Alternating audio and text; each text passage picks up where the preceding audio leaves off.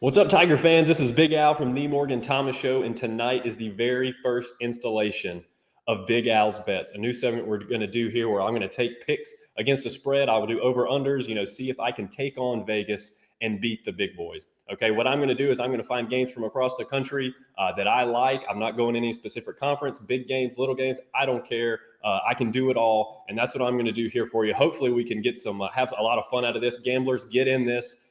Check out these videos for entertainment purposes only, of course. All right, we're going to start this thing off with NC State. All right, I like NC State minus 18.5 against South Florida. Okay, look, it's a Thursday night game. It's at NC State. I like NC State a little more than some of the others are liking them. They're led by Devin Leary, Zonovan Knight at running back.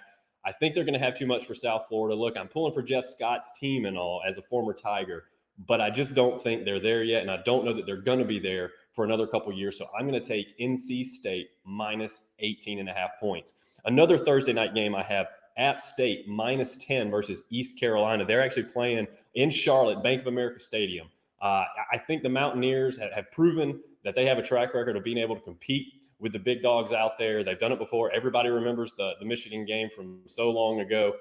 And that's kind of what put them on the map. They've been a sustained, successful program ever since. I'm taking App State minus the 10 points. I think this could be a very high-scoring game, but I am going to go with the Mountaineers to cover here. The next one we have up is Arkansas, minus 19.5 versus Rice. Arkansas, head coach Sam Pittman, who formerly a Georgia Bulldog offensive line coach. I think the defense of Arkansas should be a little bit better this year because it was not good and has not been good for quite some time. I think they have a few more pieces there than usual. I think they have a pretty decent receiving core, and Rice is simply overmatched in this matchup, I believe. I'm taking the Hogs minus the 19.5.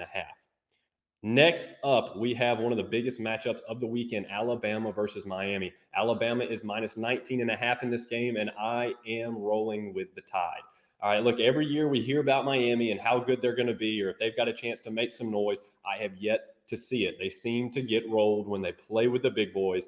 They got beat by 25 at Clemson last season. Again, they've lost most of their best pass rushers, almost their entire defensive line. And D'Eriq King is coming off an ACL injury. Even though he is a good quarterback, he's somebody I talked about a lot last year. I'm still in a believe it when I see it type approach. We know what Alabama's got. They're ranked number 1 in the country. I think they're going to have the stuff to take it to Miami, and Nick Saban's going to try to make a statement out of the gate. I'm taking Bama minus 19.5. Then our next game is Southern Cal versus San Jose State. USC has been back for several years. It's another one of those teams you keep hearing about, all the talent they have out there and all the talent they acquire, and yet they still haven't gotten the results they've kind of wanted to on the football field. Look, I think it's going to be a huge year for Keaton Slovis, and this is a year he could leave for the NFL maybe as well.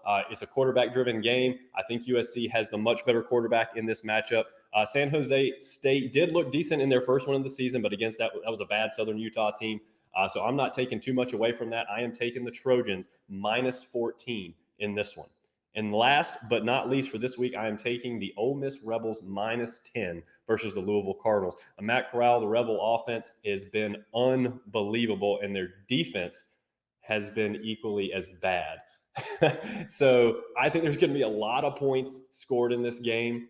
I just think Ole Miss has too much to kind of for Louisville to get over that hump. I think Louisville losing Des Fitzpatrick and losing Tutu Atwell is kind of their safety net for their offense. I think it's going to be huge. Yes, Malik Cunningham is still the quarterback, and he's still going to make some plays. I just don't think he has enough weapons around him to keep up in this shootout. I'm taking Ole Miss minus the 10.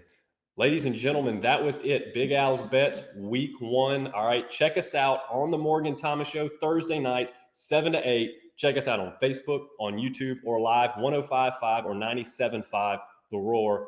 Have fun, folks.